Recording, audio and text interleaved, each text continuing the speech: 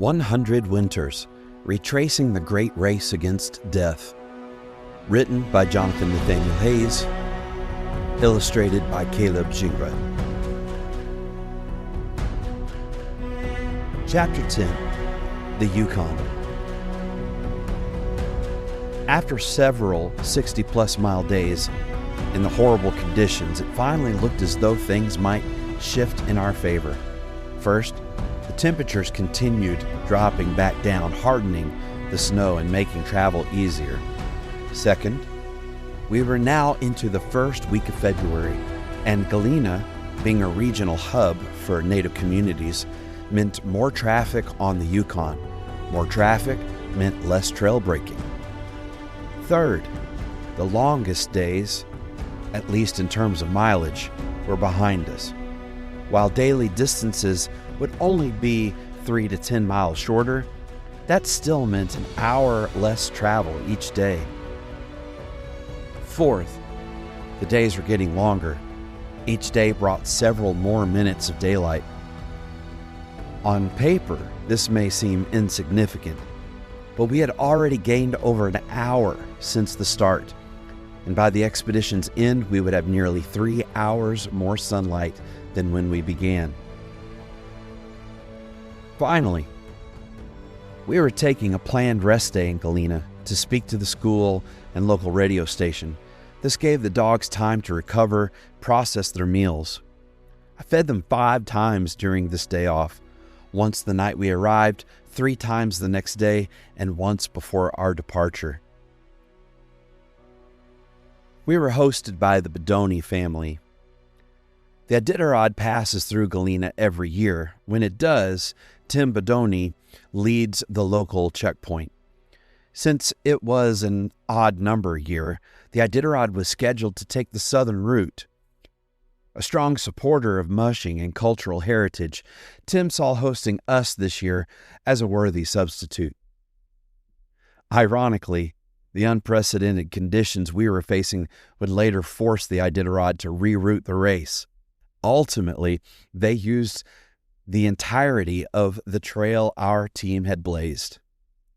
Tim didn't know it at the time, but he would end up hosting the checkpoint after all, just 1 month after welcoming us. Tim's wife, Karen, is a biologist and musher herself. She kept a small sprint team of hounds. They were gracious and unexpectedly musical hosts. After a warm meal in their home, their daughter performed an original song on the piano. Then she was joined by her mother, Karen, on guitar. Before long, we'd formed a spontaneous trio, guitars in their hands, me on the piano, and all 3 of us singing. All ye earth, let us sing, power and majesty, praise to the King. Mountains bow down and the seas will roar at the sound of your name. Galena was now the major hub for this region of the Yukon River, but it had not always been so. Before the lead ore deposits were discovered there, from which the town gets the name Galena, in 1918, it was simply a seasonal fish camp for the regional Athabascans. A regional native boarding school was established here in 1920. This school anchored the community, facilitating its growth to preeminence in the region. During World War II, the community became a critical refueling station for warplanes traveling to Russia via the Land Lease program. The Air Force Base here solidified Galena's role as the hub of the region. The base wasn't closed until 2008. Now the town has retracted to a population of roughly 450. The regional public boarding school is now housed in the former airbase.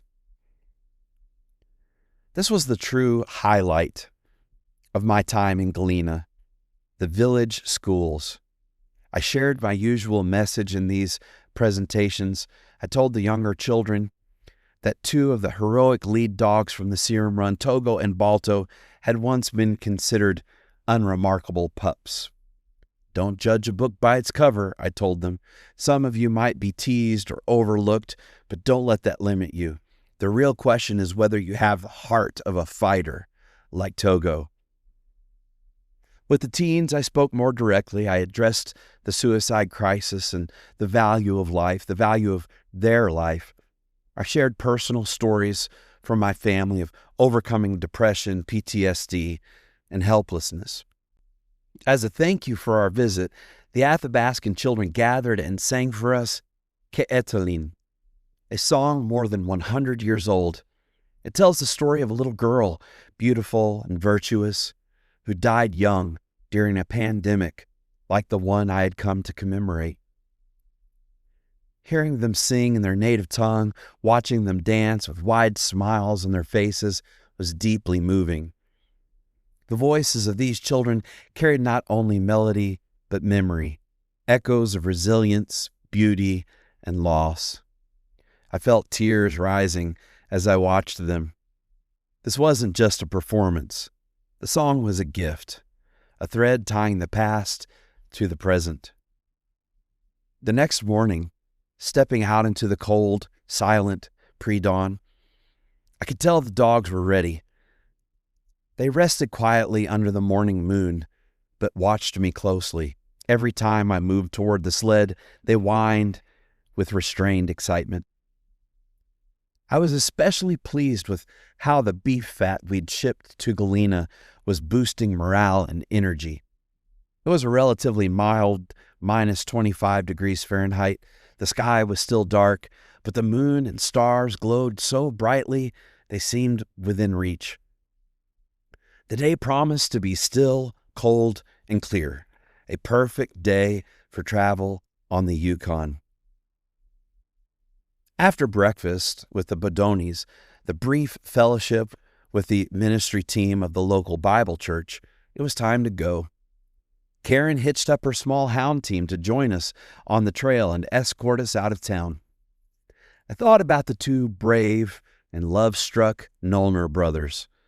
For Edgar, mushing to Galena meant reunion with his sweetheart. For George, it meant parting from his newlywed bride before pressing into the frozen Yukon. I too felt I was falling in love on this expedition with the land and its people. I too felt I was leaving a little bit of my heart behind with each village. That morning on the trail was magical. The Yukon lifted her veil of fog like a bride on her wedding day, revealing her beauty to my wind-chapped face. The skeletal trees on the shore were coated in frost and adorned with glimmering black ravens, like some Gothic Christmas tree. The ravens called their song like a dark angel proclaiming the Savior's birth.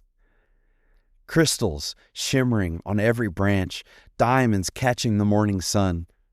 I pivoted on my sled runners toward the light. The contrast of biting air and radiant warmth filled my senses: touch, sound, sight, smell, taste, and through those senses into my soul.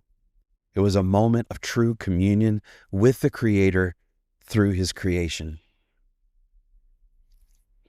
Vodka had been on break from lead for a couple days, and I decided it was time to give her another shot. She was livelier than usual, faster, playful, no hesitation and overflow, but her commands were erratic. After she ignored a few directional commands, I went up to speak with her. That's when I realized my mistake. "Well, hello, Lagatha. You're not Vodka at all." Lagatha, still a yearling, was identical in build and color to Vodka. In my rush, I'd switched them by mistake. "Well, good job, girl. We'll give you more chances up here in the future." That moment revealed how much I'd leaned on my veterans. It was time to start grooming younger leaders. From now on, Lagatha's brother Leaf and another yearling, Kineo, grew into strong point dogs. I decided that next season I'd gradually retire Druid and Vodka from lead. It was time to start the next generation. My teammates passed on their snow machines early and reached Nulato first. Jamie and Jeff enjoyed a high school basketball tournament, while Caleb interviewed elders and descendants of the original serum mushers. I mushed alone most of the day, savoring the solitude and easy trail. That afternoon, I reached Bishop Rock, Yisoto, as the locals call it. This sharp southern bend in the river carves a sheer cliff into the western bank, creating a deep, fast-moving channel that rarely freezes, even in midwinter. It was here that George Nullner passed the serum to 21-year-old Charlie Evans 100 winters ago. It wasn't the ideal time to stop, but such a landmark deserved recognition. I gave the dogs a snack break, soaking in the milestone. When I pulled into Nulato, the basketball game had just ended. The streets buzzed with people piling onto four-wheelers and snow machines. A few plowed roads existed, but trucks were a luxury for the well-off in these villages. Here, river and trail still ruled. The dogs ate and bedded down well. In the morning, we'd run our last Yukon leg before tackling a 2-day portage over the Nulato Hills. Then the coast, sea ice, gale winds, alien terrain that had stopped better mushers than me.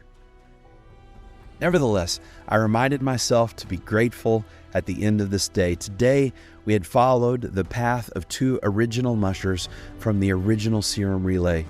When Charlie Evans mushed these last 30 miles into Nulato a century ago, it had taken him 15 brutal hours in mind-numbing minus 64 degrees Fahrenheit cold. Charlie arrived here in Nulato with 2 dogs lying dead on his sled, victims of the cold and exhaustion. By now, at least 5 dogs had already perished in the original relay.